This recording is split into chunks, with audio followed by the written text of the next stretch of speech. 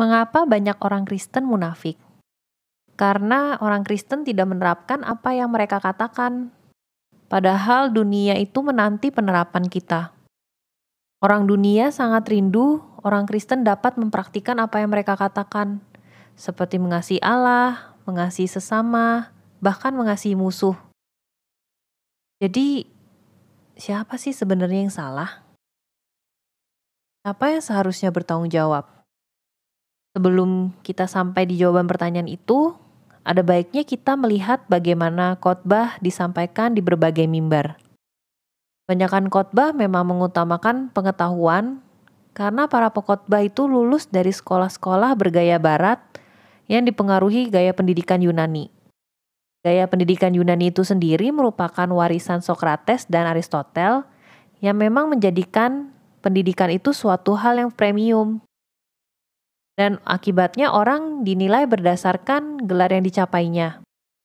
Informasi menjadi hal yang utama dan kedewasaan seseorang dinilai dari intelektual orang tersebut. Jadi, khotbah yang penuh dengan informasi dianggap sebagai khotbah yang unggul. Akibatnya jemaat juga menyamakan sikap mereka, sibuk mengejar berbagai pengetahuan. Tidak perlu penerapan, toh para pengkhotbah itu juga tidak mempraktikkan hal itu. Pernahkah Anda mendengar khotbah tentang orang yang disuruh Tuhan Yesus jual semua hartanya, bagikannya pada orang miskin?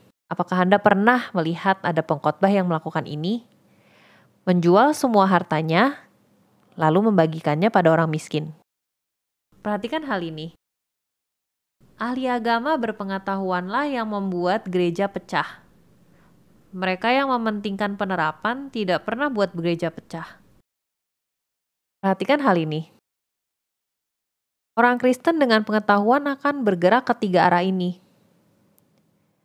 Kalau mereka tidak menerapkan, maka mereka menjadi munafik.